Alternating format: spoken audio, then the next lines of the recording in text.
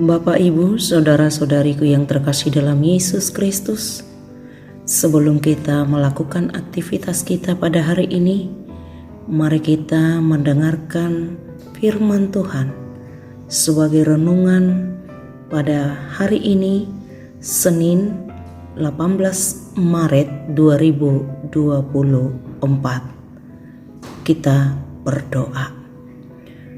Allah Bapa, Allah yang bertata di dalam kerajaan surga, terima kasih buat berkat dan penyertaan Tuhan yang Tuhan berikan kepada kami hingga pada pagi ini. Sebelum kami melakukan aktivitas kami Tuhan, kami mau mendengarkan kebenaran dari firman-Mu, satukan hati pikiran kami. Dalam nama Yesus kami berdoa. Amin.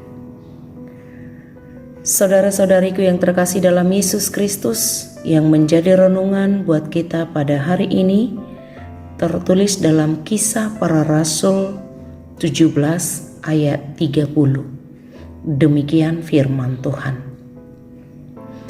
Dengan tidak memandang lagi zaman kebodohan, maka sekarang Allah memberitakan kepada manusia bahwa di mana-mana semua mereka harus bertobat.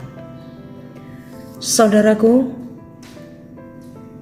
Kisah Para Rasul 17 ayat 30 ini konteksnya ialah pemberitaan Injil yang dilakukan Paulus kepada orang-orang yang di Athena. Mereka terpelajar, tetapi mereka politeis, menyembah banyak dewa. Bagaimana Paulus melakukan hal itu, saudaraku?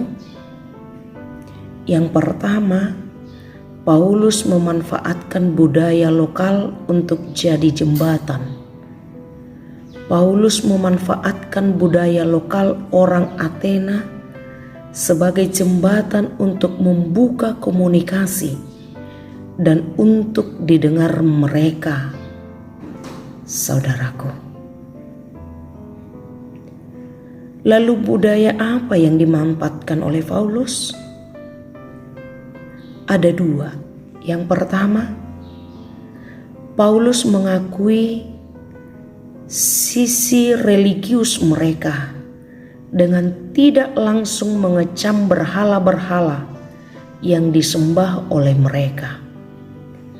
Sebab ini dilakukan, saudara, maka kesempatan untuk memberitakan Injil langsung tertutup. Yang kedua, Paulus memanfaatkan pemahaman mereka akan Allah yang tidak dikenal dengan menunjukkan siapa Allah yang sejati.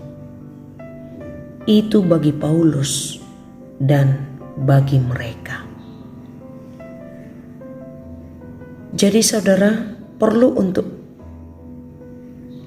kita untuk cerdik seperti ular, tetapi tulus seperti merpati, agar Injil boleh disampaikan dan tidak menjadi batu sandungan. Yang kedua, Paulus hanya menabur dan tidak terganggu dengan hasilnya. Lalu bagaimana respon orang-orang Athena terhadap Paulus? Responnya yang ditunjukkan ternyata memang tidak seperti yang diharapkan. Ada yang mengejek, ada yang menolaknya, tetapi juga ada yang percaya. Kecewakah Paulus dengan hasil yang seperti ini, saudaraku? Ternyata sama sekali tidak, saudara. Kenapa? Karena Paulus mengerti bahwa bagiannya adalah menabur benih Injil. Dan selebihnya adalah bagian Roh Kudus yang akan bekerja dalam hati manusia untuk membuat mereka bertobat dan percaya kepada Yesus.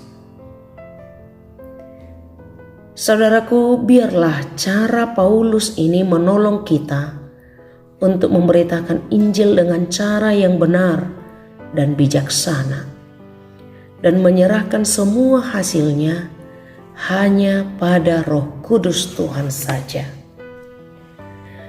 Kita belajar dari konsistensi Paulus memberitakan kematian dan kebangkitan Kristus yang merupakan intisari Injil.